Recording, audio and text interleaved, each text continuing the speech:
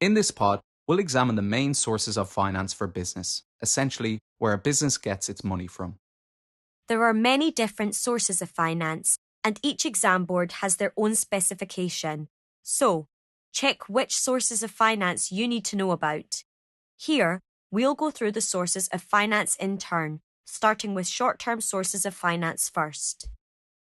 The first is an overdraft. This means spending more money than is in your bank account.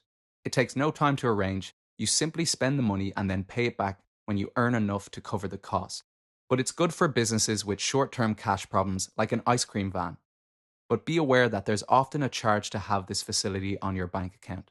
Some banks only charge when you use your overdraft, some charge you a small fee to have one, and some offer a small overdraft for free. But all will have a limit. You can't just spend as much as you want. And remember, an overdraft is paid off in full by what goes into your bank account. Trade credit is a method that almost all businesses use. When you buy stock, you simply pay for it later, normally within 30 days. This doesn't add any interest and is good for businesses like builders who need to buy bricks to build a wall but won't get paid until the wall is built. Now let's move on to long-term sources of finance. The first is personal savings. This is money the business owner has kept back and saved themselves, sometimes over years. The key issue is that you might not have a huge amount, as it's difficult to save large sums of money. Plus, it takes a long time. You also have retained profit. This is like personal savings, except instead of money saved by the owner, it's profit set aside and saved by the business. A method lots of growing businesses use is share capital, also known as selling shares. This is where a business sells off ownership of part of their company to investors. This money doesn't have to be repaid, but you do lose control over part of your business. And, if you think about it, it does get paid back eventually, as the investors own part of your business, including your profit. A type of share capital is venture capital. These are specialist investors with experience and skills who not only invest their money, but have business experience as well. But because of this, they'll want a larger share of the business in return. This is what you see in Dragon's Den. They offer money for a percentage of the business. Often the contestants are very cautious who to choose, as they want the person with the most relevant skills to their business. A common method of long-term finance is getting loans. These can be from the bank or family and friends.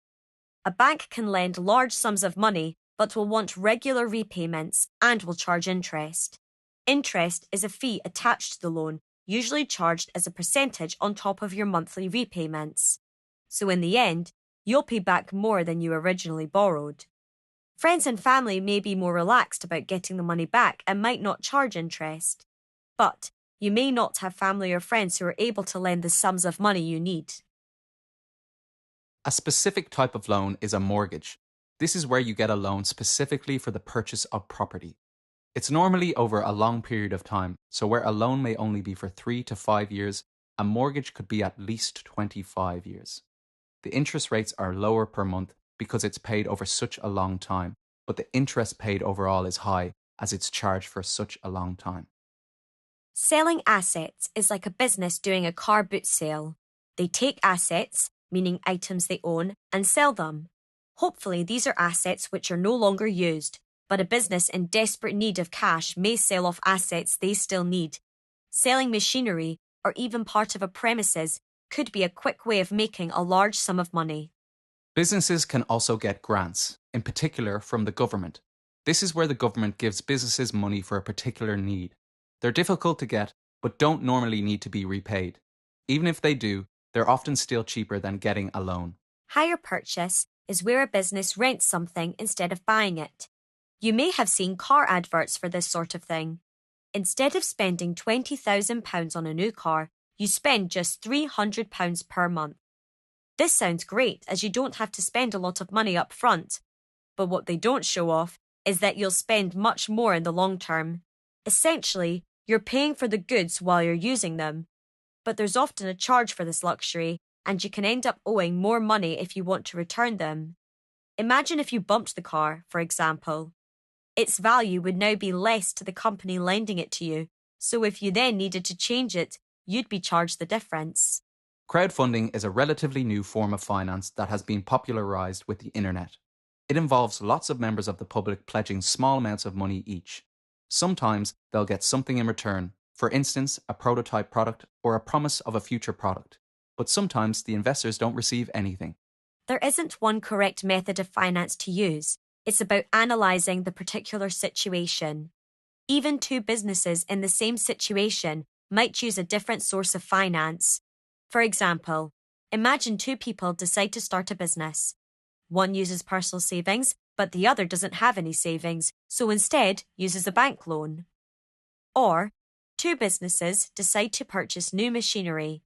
One uses hire purchase, as they don't want to spend a large sum and want to hold on to their money, whereas the other business chooses to sell old assets before buying new assets. Essentially, there isn't one correct method, but you need to be prepared to argue the different scenarios.